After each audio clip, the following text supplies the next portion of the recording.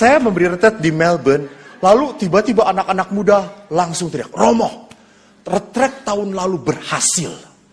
Dan yang mengundang saya adalah KTM. Bruder tahu. Lalu saya tanya, siapa emang tahun lalu? Wah, Romo, semua berhasil. Terus saya tanya, emang ukuran berhasilnya apa? Romo, banyak yang resting. Anda tahu resting? Tahu resting in the spirit? Didoakan, bubrak. Lalu, saya langsung ketir-ketir. Saya tanya, emang tahun lalu siapa yang ngasih? Romo Yohanes Indra Kusuma. Itu sih jagonya, kata saya. Jujur saja, saya tidak bisa mendoakan orang sampai resting. Saya pernah KRK kan banyak yang mendoakan Romo di sini, kubrak. Saya itu sampai mendoakan, ya Yesus. Dia diam aja begini. Sampai saya berkata, udah capek lah gue, kata saya tuh. Saya tuh tidak mampu membuat orang resting. Itu bukan karunia. Ingat, itu karunia. Lalu akhirnya ukurannya adalah resting. Meninggal nggak, kata saya. Maka waktu mau retret saya udah ketakutan. Sampai mau acara itu adalah acara puncak pendoaan pencurahan Roh Kudus itu. Dan harus sampai resting. Sampai saya berdoa kepada Sakramen Maha Kudus. Tuhan, tolonglah hambamu ini. Tolong sedikit. Kalau nggak banyak resting, gua nggak diundang lagi, Tuhan. Kalau nggak ke Jakarta sih nggak apa-apa. Australia, jalan-jalan, coy.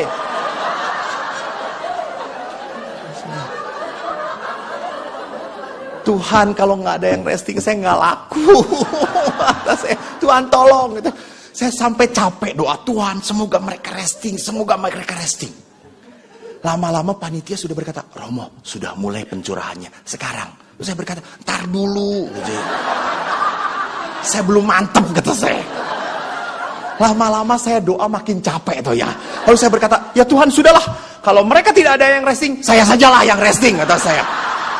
Jengkel nggak ngatur Tuhan, itu susah. Lalu akhirnya pada saat acara pencurahan, ada mesdinar sebelah saya. Mesdinar sudah berkata, Romo, mulai sekarang saya akan merem. Tiba-tiba, Tuhan, saya takut. Saya nggak ngerti. Tiba-tiba saya berpikir, oh ya, akhirnya apa? Oh, bukan. Saya rubah. Saya deketin mesdinar. Kita rubah. Mereka jangan maju satu-satu. Mereka diam. Lalu Romo bagaimana? Saya mau bawa Sakramen Maha Kudus.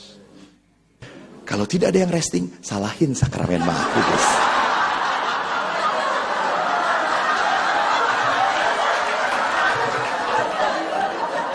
Bruder, jangan dilaporkan ke Roma ya, bruder. Lalu akhirnya, Romo bagaimana? Kamu pegang saya jalan. Nanti biarkan mereka berdoa. Oh, Romo ini gaya baru? Iya, kata saya itu. Ya sudah. Saya merem, karena saya nggak mau ngelihat. Karena kalau melihat kecewa. Masih manusia toh. Saya diam, itu asli 2 jam. Saya sampai capek. Saya taruh akhirnya Sakramen Maha Kudus dan saya ngegubrak. Saya lemes sekali. Setelah itu saya berdoa, sudahlah, terjadilah. Gua nggak laku nggak apa-apa, kata saya itu. Yang penting selesai. Setelah berdoa, saya keluar, semua panitia datang kepada saya. Romo, dahsyat. Terus saya tanya, emang kenapa semua resting Romo? Romo diurapi ya? Saya berkata, bukan. Itu karya Roh Kudus.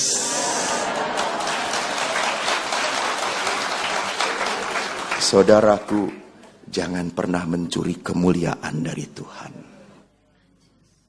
Kalau Anda bisa setia bukan karena kuat Anda, tapi karena Roh Kudus bekerja pada Anda.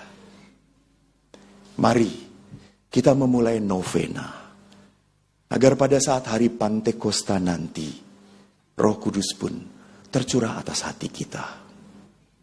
Kalau Anda selalu mengeluh, saya tidak bisa, karena Anda tidak mengandalkan Tuhan. Hiduplah karena percaya. Karena berharap, bukan terlalu banyak melihat ketakutan.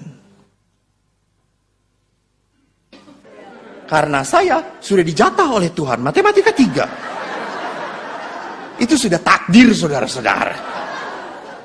Adik saya datang kepada ayah. Ayah, dia tahu bahwa kakaknya minta sepeda. Adik saya itu nyebelin. Dia berkata, ayah, saya mau ulang tahun. Belikan sepeda ayah. Lalu ayah berkata, nak, nilai matematik kamu 9. Ayah belikan sepeda. Besoknya 10. Dan ayah belikan sepeda dia. Jengkel. Kecewa. Dan kekecewaan itu terpatri terus sampai hati saya. Saya mengatakan, saya balas. Akhirnya setelah saya jadi pastor, saya balas. Apa yang saya lakukan? Saya nabung. Saya beli sepeda yang terbaik. Saya berikan pada ayah. Ayah, untuk ayah. Gak perlu nilai 9 sepeda. Kasih. Dan adik saya yang diberi hadiah gak pernah memberi ayah. Yang bodoh. Dan saya suka sedih kalau om-om kumpul-kumpul itu kan selalu membanding-bandingkan anak-anaknya tuh. Oh, anak tante sekian, anak om sekian. Om saya tuh selalu teriak, kok ranking berapa kok? 35 om. Masih? Wah, itu sudah dari sononya. Tapi maaf, sekarang om-om saya itu cari nasihat pada siapa?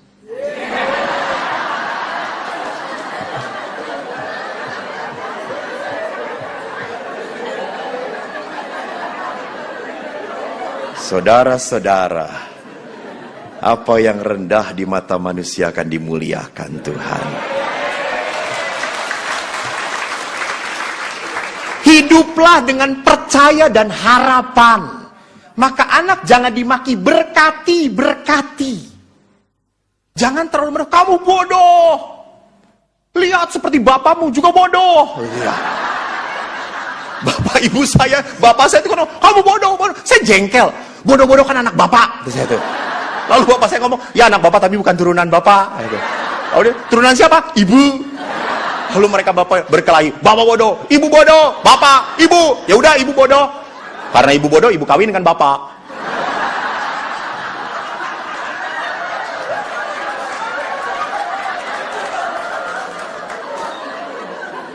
Jadi bapak ibu tolong berkati. Orang yang memberkati adalah orang yang hidup dengan harapan. Harapan lebih kuat daripada kekhawatiran. Dan sekali lagi, siapa yang bisa memampukan saya seperti itu? Roh Kudus. Maka bagaimana orang mau bisa bekerja dengan Roh Kudus kalau tidak berkaca pada Bunda Maria? Bunda Maria selalu tangannya terkatup berdoa. Dia tahu dia ini hamba. Kalau Bunda Maria hamba, kita ini kacung. Saya suka kaget tuh. Saya hamba Allah. Romo siapa? Kacung. Ada saya tuh. Jadi lebih blow on.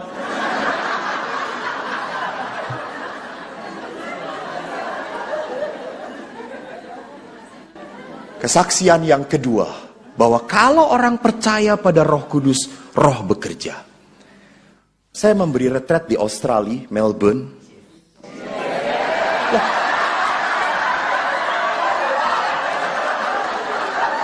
Saya kesini sih hanya ece-ece.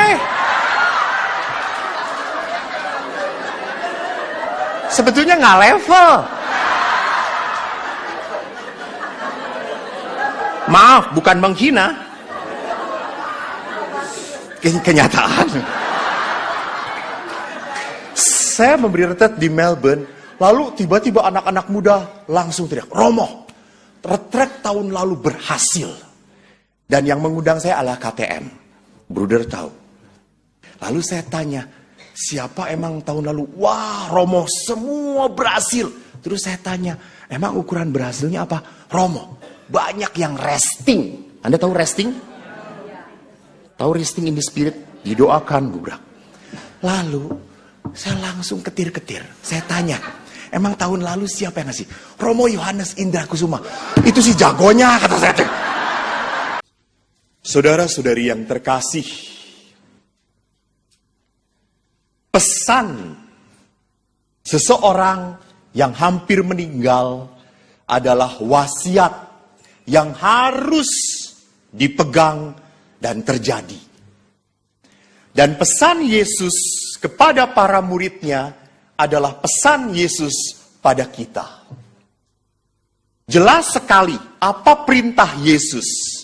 Di dalam Kisah Para Rasul dikatakan Yesus melarang mereka meninggalkan Yerusalem.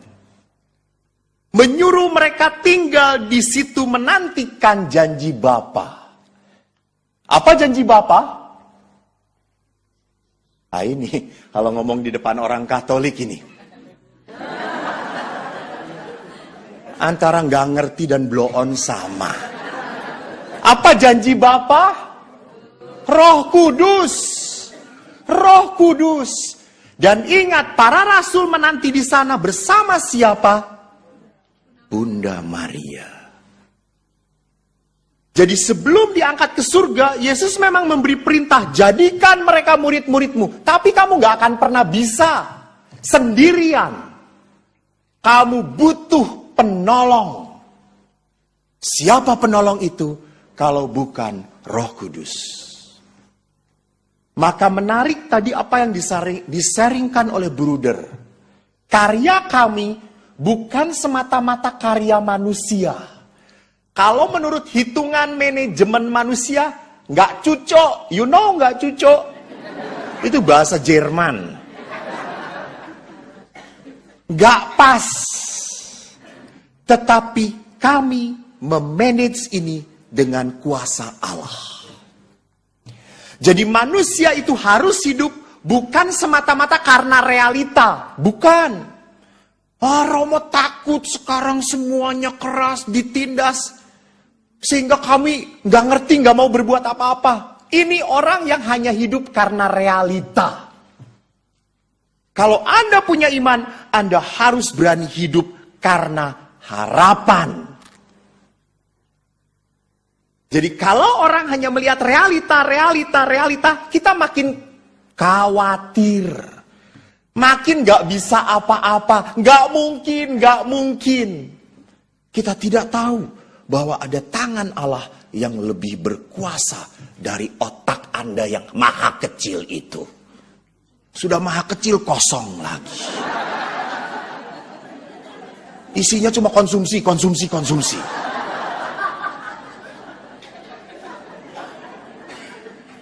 Bapak Ibu yang terkasih, saya memberi kesaksian bahwa karya Roh Kudus itu hebat. Pertama, tadi saya selalu mengatakan, kita kan selalu menjudge. Menjudge itu memvonis. Memvonis, saya adalah anak yang divonis bodoh. Maka bapak saya punya anak 4, 3 anak ayah pintar. Nomor 2, 3, 4. Yang nomor 2 selalu rank 3 besar. Nomor 1 ranking 1. Nomor 4 10 besar. Nomor 1. Ini anak yang paling dicintai Tuhan. Jangan mentertawakan dosa. Anak ini sekolah ranking 35. Dan bapak itu selalu mengatakan, kamu ki bodoh le, bodoh. Anak bapak sing bodoh siapa? Eko Pak E. Dari kapan? Dulu, sekarang, sampai selama-lamanya. Amin Pak E. Sehingga saya minder karena dicap bodoh. Saya teringat sekali waktu saya kelas 5. Saya ulang tahun. Saya sudah bisa naik sepeda. Saya datangi ayah. Ayah, belikanlah saya sepeda. Saya sudah bisa naik sepeda ayah. Saya mau ulang tahun. Beri hadiah. Ayah berkata, dalam bahasa Jawa. Pokoknya gue mau pakai bahasa Jawa. Ngerti nggak ngerti? Tanya teman. Le, kowe yen isoh matematikamu songo tak kei pit. Pit itu bukan pite, pit. Kamu nilai matematika 9, saya kasih sepeda. Saya dalam hati berkata, tekan modar ya ra isoh aku songo.